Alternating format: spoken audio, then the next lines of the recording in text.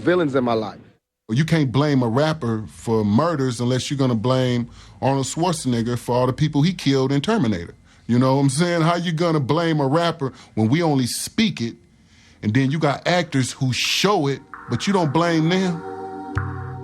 Less than 5 hours after his operation, and against doctors' advice, Tupac Shakur checked himself out of the hospital. He had other problems to deal with. The rapper was due in court to face rape charges brought on by a 19-year-old woman, charges he angrily denied. Why am I in court? You know what I'm saying? Get my life ripped apart. But I'm here, I'm gonna go through it just to show that I have faith in the American system. But soon I'm gonna go crazy. Acquitted of sodomy and weapons charges, Tupac was instead convicted of forcibly touching the woman's buttocks, a felony sex abuse charge. He was given the maximum sentence, up to 4.5 years behind bars. To his legion of fans, it seemed that the law was making an example of Tupac Shakur. Pac was the one that had the biggest mouth and would say it the loudest and say it to anybody, you know what I'm saying? There was times where he said it even to his mother. I'm loud, I didn't shut up. But I didn't think they was gonna take it this serious. Me keep talking out, I didn't think it was gonna be a matter of life and death. What did you do? What happened? Can you tell us? While at the Clinton Correctional Facility in upstate New York, Tupac seemed to undergo a startling transformation. The king of gangsta rap publicly denounced thug life.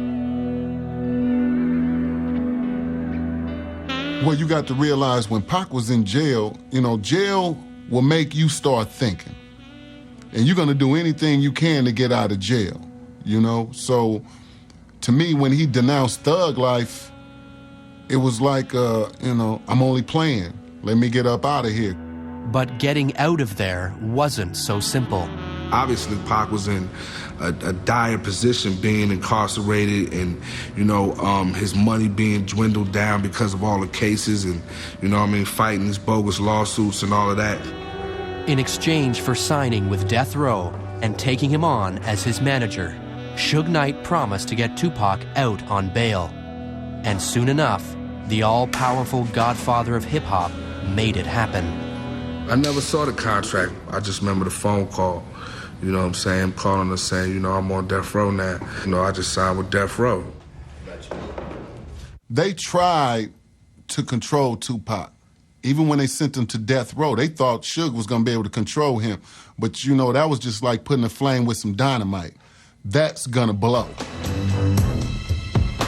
The master agitator was free and eager to get back to what he knew best, holding up a mirror to society's ills. Once he got out, it was like all that anger that was built up while he was sitting in jail came out all at one time.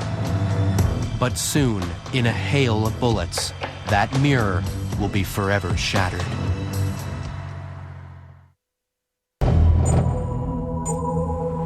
September 7th, 1996, 9 p.m., Las Vegas. After beating up on an alleged Crips gang member in the lobby of the MGM Grand Hotel, Tupac and his entourage make their way back to their rooms to change before heading to Club 662, where Tupac is scheduled to play. In just over 2 hours, Tupac Shakur will be left for dead. I remember Tupac coming back to the hotel, and he was really excited. What man can only do so much, man? So he came upstairs and he was like, Jamala, you wouldn't believe it. I did a 1-2 on the dude. I knocked him out. I did a Mike Tyson on him. While getting dressed, Tupac decides not to wear his bulletproof vest, a garment not out of place on a man with so many enemies. I remember Castro saying to Pac, you know, you should put your vest on. I think you should wear your vest tonight. You know, Pac saying, nah, it's too hot. I don't want to wear my vest tonight. It's too hot for that. Normally he wouldn't leave without it, but this time he left it. He didn't have it with him.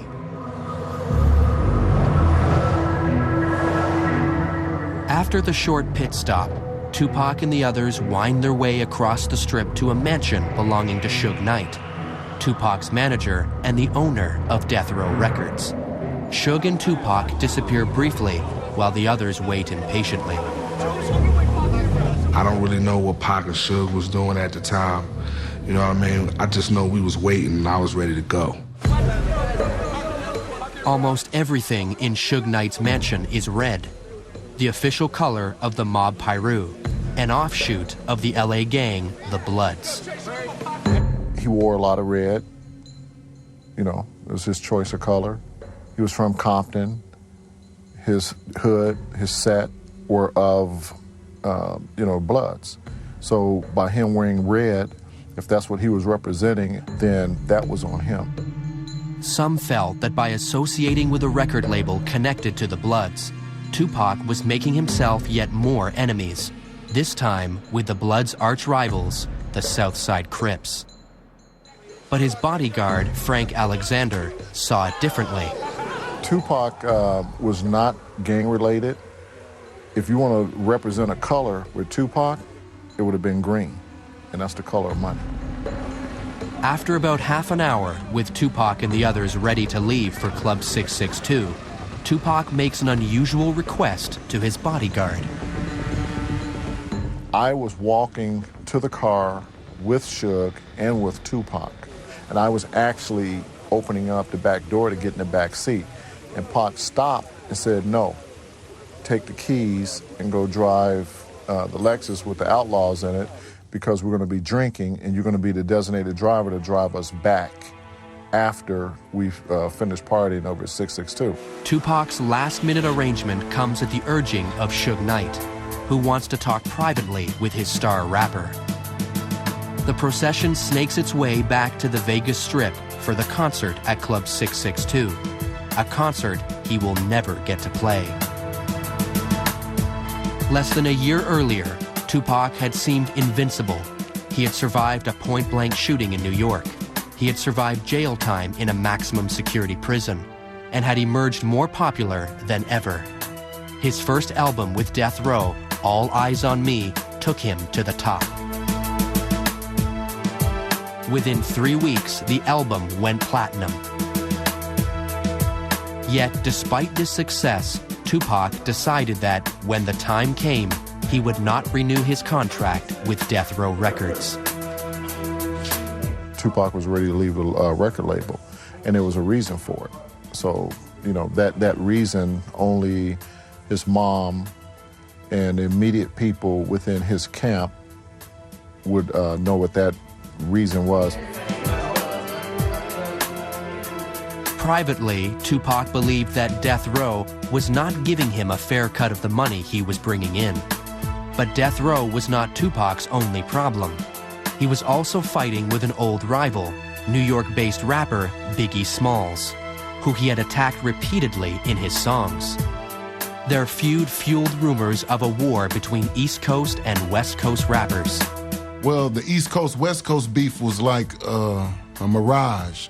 It wasn't true, because all Pac is from the East Coast, all the Outlaws from the East Coast, It was just a beef that he had with Biggie. Tupac had spent the last 6 years fighting with the cops, the courts, other rappers, and now violent gangs. It was getting increasingly hard to tell his friends from his enemies. Pac's big mistake was speaking truth to power. When you have that level of honesty, they don't want you here. No one does. And now, as Tupac rides to Club 662 with Suge Knight, he has no idea that one of those enemies is about to strike back.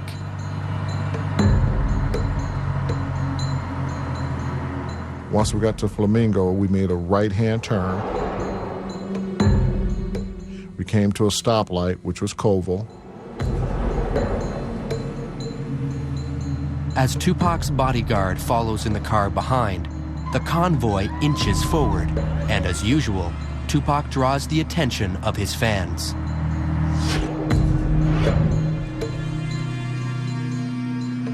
And then suddenly, out of nowhere, a white Cadillac. As they got closer to the BMW, the arm came out and the gun just started firing.